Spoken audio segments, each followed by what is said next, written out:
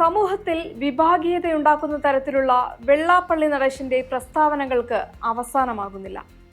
അദ്ദേഹത്തിന്റെ വാക്കുകൾ പലപ്പോഴും വർഗീയമായി ഭിന്നിപ്പിക്കുന്നതും മുസ്ലിം സമൂഹത്തെ ലക്ഷ്യം വെച്ചിട്ടുള്ളതുമാണ്. കൂടാതെ ഈഴവ വോട്ട് ബാങ്ക് സംഹരിക്കാനുള്ള ശ്രമമായും പൊതുവെ കാണപ്പെടുന്നുണ്ട്. ഒരു ജാതി, ഒരു മതം, ഒരു ദൈവം മനുഷ്യന് എന്ന് പഠിപ്പിച്ച ഗുരുവിന്റെ ആശയങ്ങളെ പിൻപറ്റുന്ന ഒരു സംഘടനയുടെ തലപ്പത്തിരുന്നാണ് അദ്ദേഹം വിദ്വേഷത്തിന്റെ ഭാഷ സംസാരിക്കുന്നത്. ശ്രീനാരായണ ഗുരു വിഭാവനം ചെയ്ത അപരന് സുഹത്തിനായി അരുളുന്നത്, അതായത് സ്വന്തം സുഹത്തിനായി ചെയ്യുന്ന കാര്യങ്ങൾ മറ്റുള്ളവർക്കും ഗുണകരമാകണം എന്ന ദർശനത്തിന് വിരുദ്ധമാണ് പലപ്പോഴും അദ്ദേഹത്തിന്റെ ഓരോ വാക്കുകളും. വർഗീയവാദിയായി ചിത്രീകരിച്ചാലും സമുദായത്തിന് വേണ്ടി പറയുന്നതിൽ മാറ്റമില്ലെന്നാണ് വെള്ളാപ്പള്ളി നടേശന്റെ നിലപാട്.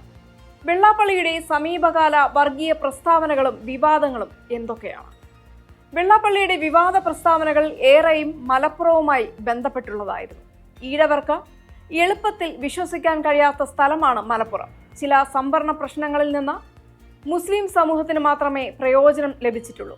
രാഷ്ട്രീയ അധികാരം പിടിച്ചെടുക്കാൻ ഈഴവ സമൂഹം ഒന്നിക്കണം. കേരളത്തിൽ മുസ്ലിം സമൂഹം ഉടൻ തന്നെ ഭൂരിപക്ഷമാകും. മുസ്ലിം ഭൂരിപക്ഷമുള്ള മലപ്പുറം ജില്ലയിൽ അംഗീകരിക്കപ്പെടുന്നതുവരെ സർക്കാർ നിയമങ്ങൾ ഫലപ്രദമല്ല. മുസ്ലിങ്ങൾ വ്യാവസായിക മേഖലയിൽ ആധിപത്യം പുലർത്തുന്നു. ക്രിസ്ത്യാനികൾ വിദ്യാഭ്യാസത്തിൽ കുത്തക കൈയടക്കിയിട്ടുണ്ട് എന്നിങ്ങനെയായിരുന്നു വിവാദ പരാമർശങ്ങൾ. മലപ്പുറത്ത് നടത്തിയ വർഗീയ പ്രസംഗത്തിന് ശേഷം കേരള കോൺഗ്രസ് എമ്മിനെ ചാരി ക്രൈസ്തവ സമുദായത്തെ പരോക്ഷമായി പറഞ്ഞ വെള്ളാപ്പള്ളി കോട്ടയത്ത് പ്രസംഗിച്ചപ്പോൾ പാലായിൽ ക്രിസ്ത്യൻ ആധിപത്യം എന്ന് പറഞ്ഞ ക്രൈസ്തവ സമുദായത്തെ ലക്ഷ്യമിട്ട് സംസാരിച്ചു. ഇതൊക്കെ കൂടാതെ 2015 ട്രെയിൻ അപകടത്തിൽ മരിച്ച നൌഷാദ് എന്ന യുവാവിന്റെ കുടുംബത്തിന് സർക്കാർ സഹായം പ്രഖ്യാപിച്ചതിനെ മുസ്ലിം ആയതുകൊണ്ട് ലഭിച്ച ആനുകൂല്യം എന്ന രീതിയിൽ വ്യാഖ്യാനിച്ച് കോഴിക്കോട് നടത്തിയ പ്രസംഗവും വലിയ വിവാദമായിരുന്നു. തദ്ദേശ തിരഞ്ഞെടുപ്പ് തോൽവിക്ക് പിന്നാലെ CPI-ക്കാർ ചതിയൻ ചന്തുമാരാണ് എന്ന് ആരോപിച്ചിരുന്നു. മൂന്നാമതും പിണറായി തന്നെ അധികാരത്തിൽ വരുമെന്നും അദ്ദേഹം പറഞ്ഞു. അതേസമയം കഴിഞ്ഞ ദിവസം മാധ്യമങ്ങളെ കണ്ടപ്പോഴാകട്ടെ മലപ്പുറം അടക്കമുള്ള മലബാറിലെ 3 ജില്ലകളിൽ SNDP-ക്ക് വിദ്യാഭ്യാസ സ്ഥാപനങ്ങൾ തുടങ്ങാൻ സ്ഥലമുണ്ടായിട്ടും അനുവാദം നൽകുന്നില്ലെന്ന തരത്തിൽ സർക്കാരിനെ വിമർശിക്കുകയും ചെയ്തിരുന്നു.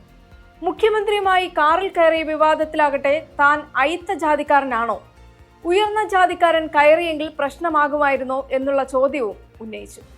പലപ്പോഴും ഭക്ഷണശീലങ്ങളെയും വസ്ത്രധാരണത്തെയും ഒരു പ്രത്യേക സമുദായവുമായി ബന്ധപ്പെടുത്തി അവഹേളിക്കുന്ന പരാമർശങ്ങളും അദ്ദേഹത്തിൽ നിന്നും ഉണ്ടായിട്ടുണ്ട്. BJP അടക്കമുള്ള രാഷ്ട്രീയ പ്രസ്ഥാനങ്ങളുമായി ചേർന്ന് ഹിന്ദു ഐക്യം എന്ന പേരിൽ അദ്ദേഹം നടത്തുന്ന നീക്കങ്ങൾ പലപ്പോഴും ന്യൂനപക്ഷ വിഭാഗങ്ങളെ അപരവൽക്കരിക്കാനാണെന്ന വിമർശനവുമുണ്ട്. NDAയുടെ ഘടകകക്ഷിയായ BDJS എന്ന രാഷ്ട്രീയ പാർട്ടി രൂപീകരണ വേളയിലും അതിനുശേഷവും അദ്ദേഹം നടത്തിയ പല പ്രസ്താവനകളും സമുദായങ്ങൾക്കിടയിൽ ചേരിതിരിവുണ്ടാക്കാൻ ലക്ഷ്യമിട്ടുള്ളതായിരുന്നു.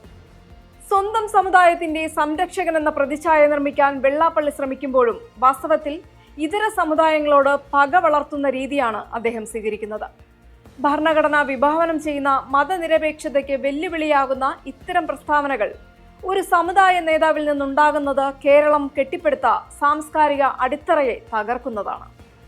കേസുകളിൽ നിന്ന് രക്ഷപ്പെടാനോ രാഷ്ട്രീയമായ വിലപേശലുകൾക്കോ വേണ്ടിയാണോ അദ്ദേഹം ഇത്തരത്തിൽ വർഗീയ കാർഡുകൾ ഇറക്കുന്നത് എന്ന സംശയം പൊതുസമൂഹത്തിൽ ശക്തമാണ്.